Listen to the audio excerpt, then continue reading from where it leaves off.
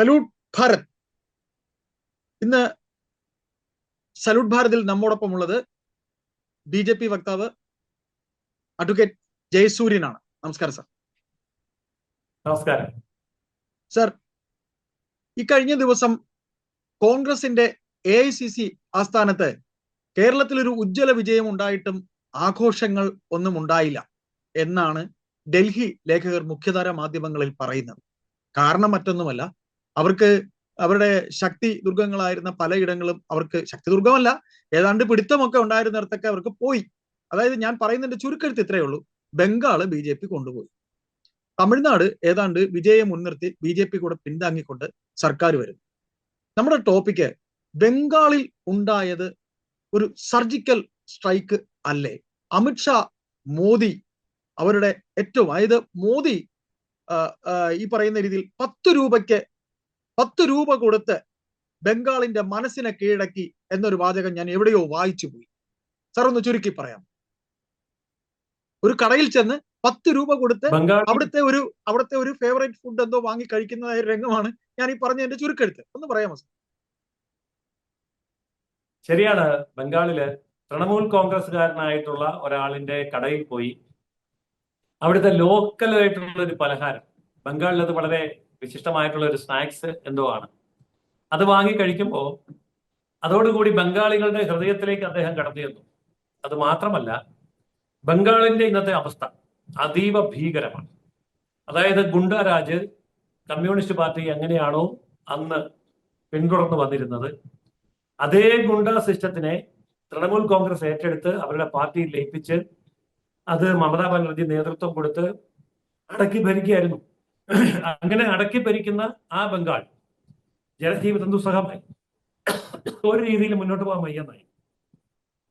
അപ്പോഴാണ് ഈ വലിയൊരു രാഷ്ട്രീയ പരിവർത്തനം ആവശ്യമായി വന്നത്. ഏതായാലും ഇപ്പോൾ മമതാ ബാനർജിയുടെ ഗുണ്ടാപ്പടയെ പരാജയപ്പെടുത്തി അവിടെ സുഗമമായ ഒരു ജീവിതം വേണം. പ്രത്യേകിച്ച് സ്ത്രീകൾക്ക് നേരെ അവിടെ ഉണ്ടായിരുന്ന അക്രമം അതീവ ശക്തമായിരുന്നു, ദുസ്സഹമായിരുന്നു. അവിടെ സ്ത്രീകളെ ആക്രമിക്കുക മാത്രമല്ല, ഭൂമി പിടിച്ചെടുക്കുക, കട പിടിച്ചെടുക്കുക, വീട് പിടിച്ചെടുക്കുക, കെട്ടിടങ്ങൾ സ്വന്തമാക്കുക, ഗുണ്ടാ രാജ് തന്നെയായിരുന്നു. 24 പർഗാന എന്നൊക്കെ പറയുന്ന കൽക്കട്ടയോട് ചേർന്ന് കിടക്കുന്ന നഗര പ്രാന്തങ്ങൾ മുഴുവൻ തന്നെ ഇതുപോലെ ഭീകര ഭരണത്തിന്റെ കീഴിലായിരുന്നു. അപ്പൊ അതിനൊക്കെ നേതൃത്വം കൊടുത്തിരുന്നത് മുസ്ലിം ഗുണ്ടകളും അവരുടെ നേതാക്കളുമായിരുന്നു. അവരൊക്കെ ഈ പറയുന്ന തൃണമൂൽ കോൺഗ്രസ് നേതാക്കളുമായിരുന്നു. ഇത് രണ്ടും കൂടി ഒന്നിച്ചു ചേർന്നപ്പോൾ ബംഗ്ലാദേശിൽ നിന്ന് കുടിയേറി അതിക്രമിച്ച് കടന്ന് ബംഗ്ലാവിൽ വന്ന് കുടിയിറങ്ങി അവിടെ കുടിയിരുത്തപ്പെട്ടവരാണ്. അവർക്ക് റേഷൻ കാർഡ് കൊടുത്തു, ഐഡന്റിറ്റി കാർഡ് കൊടുത്തു, അവർക്ക് വ്യാജ മറ്റു കാർഡുകളെല്ലാം തന്നെ കൊടുത്തു. വ്യാജ ആധാർ അതെ, വ്യാജ ആധാർ കാർഡൊക്കെ ഉണ്ടാക്കുന്ന വലിയ സ്ഥാപനങ്ങൾ തന്നെ അവിടെ ഇഷ്ടം പോലെ ഉണ്ട്. ഇതിനൊക്കെ CPM അനുകൂലമായിരുന്നു, ഇതിനൊക്കെ തൃണമൂൽ അനുകൂലമായിരുന്നു. അങ്ങനെ ജനജീവിതം ദുസ്സഹമായി കഴിഞ്ഞപ്പോൾ അതിൽ നിന്നൊരു മോചനം അവിടുത്തെ ജനങ്ങൾ ആഗ്രഹിച്ചു. ഇവിടെയാണ് SIRന്റെ അവതാരം. അതായത് 90 ലക്ഷത്തിലധികം ബംഗ്ലാദേശി പൗരന്മാരെയാണ് പുറത്താക്കിയത്. എന്ന് പറഞ്ഞാൽ 1 കോടിക്കടുത്ത്. ഇവരെ എന്തുകൊണ്ടാണ് കമ്മ്യൂണിസ്റ്റുകാർ പുറത്താക്കാതിരുന്നത്? ഇവരെ എന്തുകൊണ്ടാണ് മമതാ ബാനർജി പുറത്താക്കാതിരുന്നത്? കാരണം ഇവരെ അടിമകളാക്കി വെച്ചുകൊണ്ട് അവരുടെ എല്ലാ റേഷൻ കാർഡും ഐഡന്റിറ്റി കാർഡും ആധാർ കാർഡും മേടിച്ച് പാർട്ടി ഓഫീസിൽ സൂക്ഷിച്ചിട്ട് റേഷൻ മേടിക്കുന്ന സമയത്ത്, വോട്ട് ചെയ്യുന്ന സമയത്ത് മാത്രം കാർഡ് കൊടുത്ത് അത് കഴിഞ്ഞാൽ തിരിച്ചു കൊണ്ടുവന്ന് ഓഫീസിൽ കൊടുത്ത് പാർട്ടി ഓഫീസിൽ കൊടുക്കുന്ന സിസ്റ്റം കമ്മ്യൂണിസ്റ്റുകാർ തുടങ്ങി. മമതാ ബാനർജി അത് ആവർത്തിച്ചു. അങ്ങനെ അടിമകളായിട്ട് കഴിഞ്ഞ 90 ലക്ഷം പേരെ, ബംഗ്ലാദേശികളെ പുറത്താക്കി. ഞാൻ പറയുന്നത്, ഇതിനെതിരെ ഇവിടെ ആൾക്കാരൊക്കെ വലിയ ദീനരോധനം മുഴക്കുന്നുണ്ട്.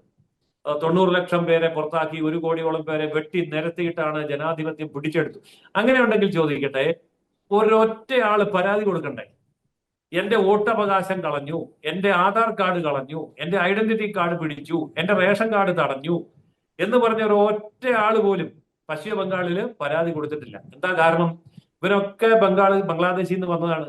ഈ ബംഗ്ലാദേശിൽ നിന്ന് വന്ന 90 ലക്ഷം പേരുടെ വോട്ട് കൊണ്ടാണ് CPM ഭരിച്ചത്, മമതാ ബാനർജി ഭരിച്ചത്. ഇന്ന് 90 ലക്ഷത്തിനെ വെട്ടിക്കളഞ്ഞപ്പോൾ ഇന്ത്യക്കാർക്ക് സുഗമമായി വോട്ട് ചെയ്യാറായി. മാത്രമല്ല, കേന്ദ്രസേനയെ വിന്യസിച്ചു. അവിടുത്തെ മുഴുവൻ ബൂത്തുകളിലേക്കും കേന്ദ്രസേനയെ വിന്യസിച്ചുകൊണ്ട് ആർക്ക് നിർഭയമായിട്ട് വോട്ട് ചെയ്യാം, ഒരു വിധത്തിലും പിടിച്ചെടുക്കില്ല, ബൂത്ത് പിടുത്തം ഉണ്ടാവില്ല എന്ന് ഉറപ്പ് വന്നപ്പോൾ ജനാധിപത്യം സുഗമമായിട്ട് അവിടെ നടന്നു. അങ്ങനെ സുതാര്യമായ വോട്ടെടുപ്പ് നടന്നപ്പോഴാണ് വൻപിച്ച ഭൂരിപക്ഷം എന്ന് പറഞ്ഞാൽ 3-2 ഒക്കെ അപ്പുറത്ത്, എനിക്ക് തോന്നുന്നത് 4-3 വലിയ ഭൂരിപക്ഷത്തിൽ BJP അവിടെ അധികാരത്തിൽ വന്നു. NDA എന്ന് പറയുമെങ്കിലും BJP ഒറ്റയ്ക്കാണ് അധികാരത്തിൽ വന്നു. അപ്പോൾ അങ്ങനെയുള്ള ഒരു മാറ്റം അവിടെ ഉണ്ടായി കഴിഞ്ഞിരിക്കുന്നു. അത് ശരിക്കും പറഞ്ഞാൽ ജനാധിപത്യ പ്രക്രിയയിലെ ശുദ്ധീകരണത്തിന്റെ ഫലമാണ്. ഇനി മുന്നോട്ട് ഈ രീതിയിൽ സുഗമമായി ഭരിക്കാൻ സാധിക്കുന്ന സമയത്ത് കേന്ദ്ര ഗവൺമെന്റിന്റെ പദ്ധതികൾ മുഴുവൻ ഇനി ബംഗാളിലേക്ക് വരും. ഇപ്പോൾ കേന്ദ്ര ഗവൺമെന്റിന്റെ ഒരു പദ്ധതിയും ബംഗാളിൽ നടപ്പാക്കുമായിരുന്നില്ല. ഉദാഹരണം പറഞ്ഞാൽ 70 വയസ്സിന് മുകളിലുള്ളവരുടെ ഇൻഷുറൻസ് ബംഗാളിൽ പറ്റില്ല എന്ന് പറഞ്ഞു. അതുപോലെ PM ശ്രീ പദ്ധതി അത് പറ്റില്ല എന്ന് പറഞ്ഞു. അതുപോലെ സ്കൂളുകളുടെ നവീകരണം, ആശുപത്രികളുടെ നവീകരണം പറ്റില്ല എന്ന് പറഞ്ഞു. കാർഷിക മേഖലയിലും വ്യവസായ മേഖലയിലും ഇൻഫ്രാസ്ട്രക്ചർ മേഖലയിൽ റോഡ് വെട്ടുന്നത് വരെ ഉള്ള കാര്യങ്ങൾ കേന്ദ്ര പദ്ധതി ഞങ്ങൾ ഇവിടെ അടുപ്പിക്കില്ല എന്ന് പറഞ്ഞു. തീർച്ചയായും മറ്റ് സംസ്ഥാനങ്ങളിലൊക്കെ പോയിട്ട് വരുന്ന ബംഗാളി ഇത് കണ്ടിട്ടാണ് വരുന്നത്. അവിടെ അതുണ്ട്, ഇവിടെയുണ്ട്, ഇവിടെ എന്തുകൊണ്ടില്ല? ഇവിടെ ഈ മമത എന്ന മറുത ഭരിക്കുന്നിടത്തോളം കാലം ഇത് ഉണ്ടാവില്ല എന്ന് മനസ്സിലായപ്പോ മറുതയെ പുറത്താക്കി 15,000 വോട്ടിന്റെ ഭൂരിപക്ഷത്തിൽ സുവേന്ദു അധികാരി നേരിട്ടുള്ള പോരാട്ടത്തിലാണ് മമതയെ പരാജയപ്പെടുത്തിയത്. തീർച്ചയായിട്ടും. അപ്പോൾ ഇനി ശരിക്കും പശ്ചിമ ബംഗാളിന്റെ സുവർണ കാലഘട്ടം ആരംഭിക്കുകയാണ്.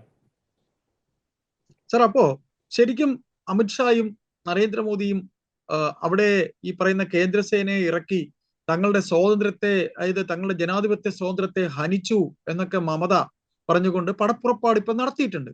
അതുപോലെ തന്നെ സർ, മറ്റൊരു കാര്യം കൂടെ നമുക്കിവിടെ എടുത്തു പറയേണ്ടി വരും. അതായത് BJP ഭരണത്തിൽ BJP ഭരിക്കാൻ വന്നു കഴിഞ്ഞാൽ ബംഗാൾ എന്ന് പറയുന്നത് അവരുടെ ഭാഷ, അവരുടെ നാട്, അവർക്ക് അവരുടെ സ്വദേശീയവാദം. ഇപ്പൊ തമിഴ്നാട് എങ്ങനെയാണ് ഒരു സ്വദേശീയവാദം പറയുന്നത്, അതുപോലെ ബംഗാൾ ഒരു സ്വദേശീയവാദം പറയാറുണ്ട്. ആ സ്വദേശീയവാദത്തെയാണ് മമത ഇതുവരെ ജനത്തെ പറ്റിച്ചു കൊണ്ടുപോയത്. സർ, അത്തരത്തിലൊരു അടിമുടി മാറ്റമൊക്കെ ഇപ്പൊ ഭരണം തിരിച്ചു പിടിച്ചു. ഇനി അങ്ങനെ ഒരു മാറ്റമൊക്കെ വല്ലതും അറിയാതെ ചോദിച്ചു പോകുന്നതാണ്. മറ്റ് രാഷ്ട്രീയ അല്ലെങ്കിൽ ദുഷ്ടലാക്കമൊന്നും വെച്ച് ഞാൻ ചോദിച്ചു പോകുന്നതല്ല. അങ്ങനെയൊക്കെ ഒരു സ്വാതന്ത്ര്യത്തെ ഹനിക്കത്ത രീതിയിലേക്കൊക്കെ പോകാൻ നമ്മളെ ഭാരതത്തിലെ ഒരു സംസ്ഥാനമാണ് ബംഗാൾ. അവിടെ ഭരിക്കുന്ന ദേശീയ പാർട്ടിയായ BJP വരുമ്പോൾ ഈ പറയുന്നതൊക്കെ വെറുതെ. പശ്ചിമ ബംഗാളിന് അതിൻ്റെതായ സംസ്കാരമുണ്ട്, ഭാഷയുണ്ട്, ആചാരമര്യാദകളുണ്ട്, പാരമ്പര്യമുണ്ട്. ഇതിനെയൊക്കെ നശിപ്പിക്കാനായിട്ട് 1 കോടിയോളം ബംഗ്ലാദേശികളെ വിളിച്ചു വരുത്തുകയാണ് കമ്മ്യൂണിസ്റ്റുകാരും മമതയും ചെയ്തത്. ഇതിനവിടുത്തെ പ്രാദേശിക ജനങ്ങൾക്ക് വലിയ അമർഷമുണ്ട്.